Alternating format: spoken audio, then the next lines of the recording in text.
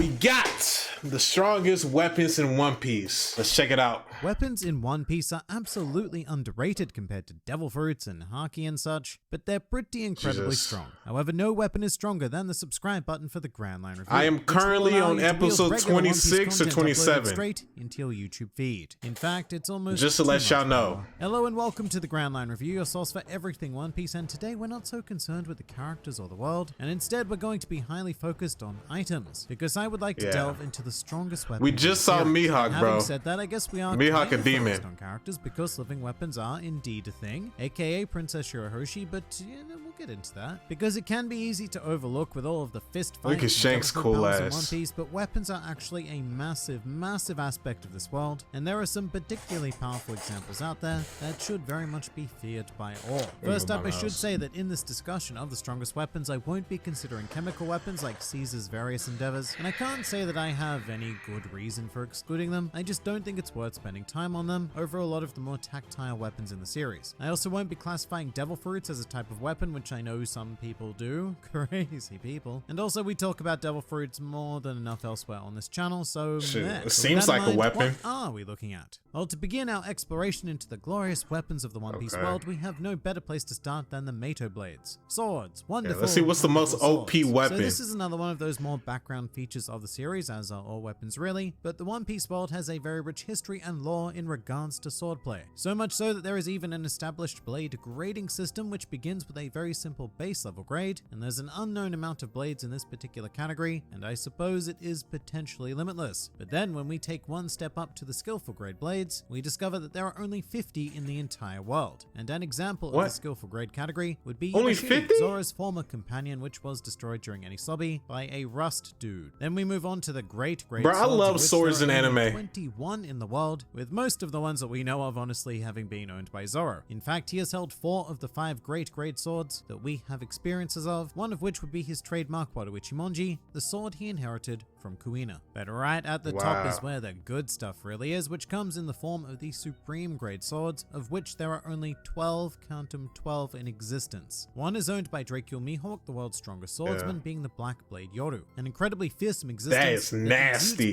That is nasty, bro. Its owner. Then there's also Murako Magiri, the Nagitana previously Whitebeard, aka the strongest man in the world. And no, it's not a sword per se, it's more of a halberd, but it's here anyway. And the final of the supreme grade swords we know of is the Shodai Kitetsu, which we can't technically confirm that we've ever seen, however it is highly suspected to be owned by this member of the Gorosei, Samurai Gandhi. And it's thought to be that because it has an extraordinarily similar hilt matching the rest of the Kitetsu set, a series of blades that are all cursed by the way, because that's the thing you can do with swords, which almost always results in making them much more powerful, but it takes a particularly special person to tame and wield them. And in fact, even without being cursed, swords can be quite unruly, and many of the great ones have often been referred to as if they have personalities of their own, something that we would see in action on Wano with a certain spoiler blade. But that's enough about swords. I could probably do a whole video about them, and I might do just that in the future, but for now the One Piece world has a lot more to offer us, and as such I would like to present something that is quite possibly technically the most powerful weapon in the series, being the reject dial. And dials are an often forgotten about aspect of this tale, and to be fair they are more or less a relic of the pre-time skip era, which is a shame because they hold pretty damn absurd potential as we see here. The reject dial is something of an upgrade to the standard impact dial, which absorbs all of the force applied to it and can then release that force back out at the user's discretion, as we saw with Luffy and Usopp on Water 7. However, the reject dial is an entirely new level of power altogether because it absorbs it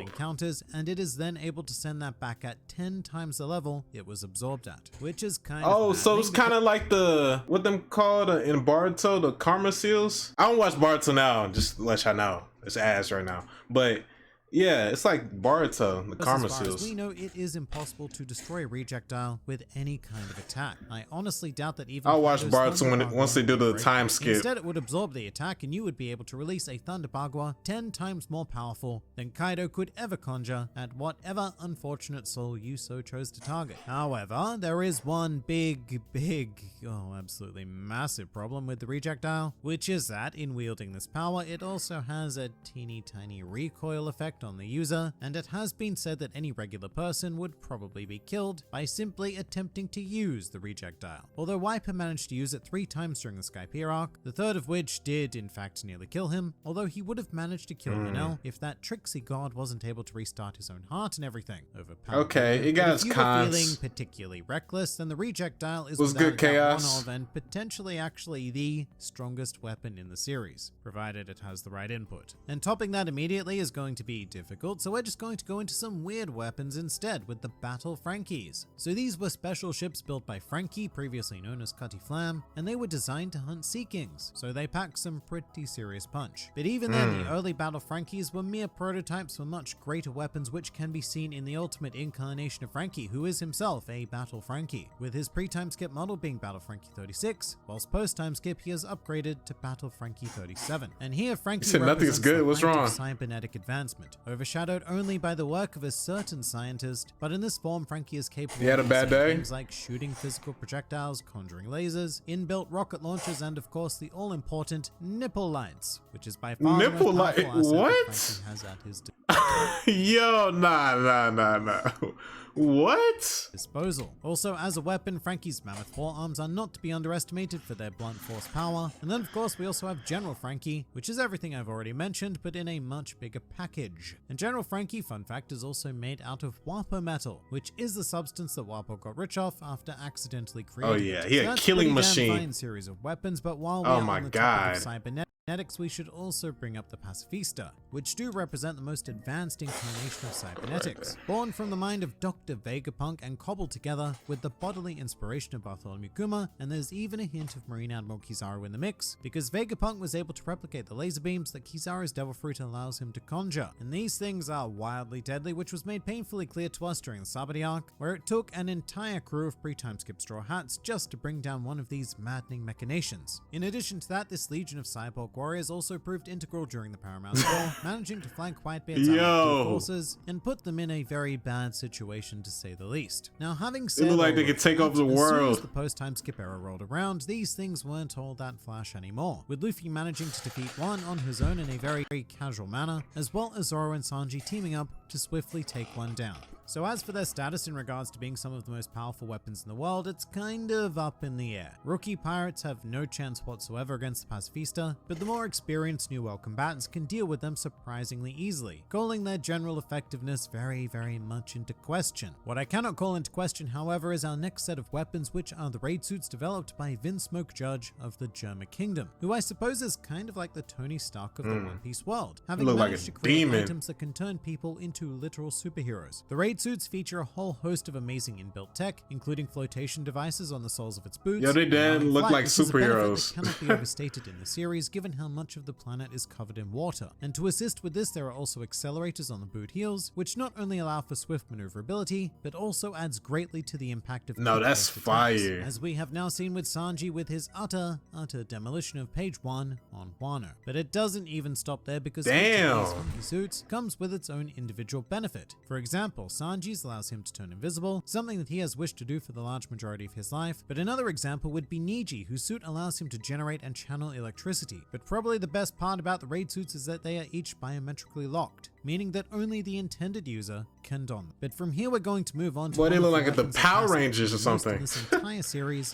which is the Climatact. An often underrated piece of gear because Nami isn't given the opportunity to use it a whole lot, but when she does, it is effective to say the least. So the Climatact is something of an ultimate fusion of skills within the Straw Hats. It is designed to take advantage of Nami's supreme knowledge of weather, Usopp's creative engineering, and even Frankie's highly advanced scientific knowledge. Although the first two incarnations of the What? Climatact were just Usopp and Nami at work, and Frankie came along later to assist in the current version being the Sorcery Climatact. And through this, Nami can replicate natural phenomena, including conjuring lightning, crafting mirages, generating clouds of fog, and Oh, nah. almost anything she wants to do in the realm of weather, really. And it only continues to get more and more powerful. Nah, that's a And in cool fact, in ass combination weapon. with What the Zeus, hell? Nami is actually the wielder of quite possibly the strongest source of raw power amongst the Straw Hats. Even Yeah, managing that's to get in fire. the most devastating hit we've ever seen a Straw Hat deal to one of the 4 emperors, one of the only hits in general actually. But the thing about the climb attack is that it is very individually specialized. No, it's not biometrically locked like the raid suits, but there is no one else in this world who can wield this weapon apart from Nami. It is tailored to her knowledge and skill set. Oh, okay. I have no issues whatsoever with calling it one of she got her own special ability.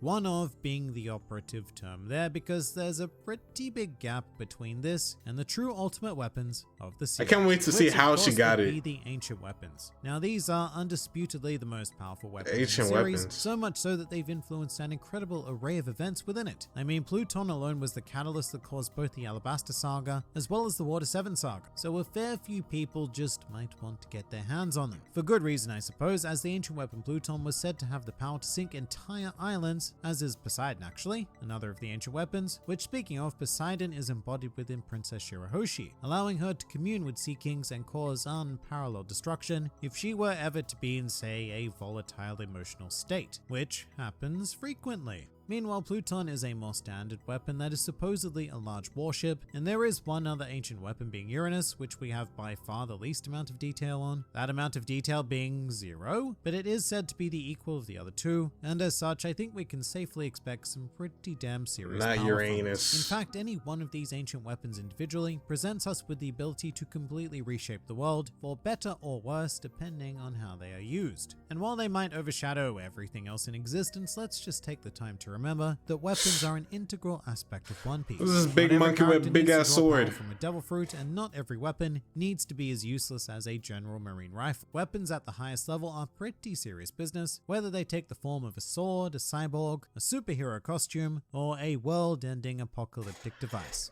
Hey, comment down below what's your favorite weapon in One Piece. But what do you guys think? Please leave your thoughts in the comments below or Viz over. Discord server. And if you'd like to see more hey, videos W video.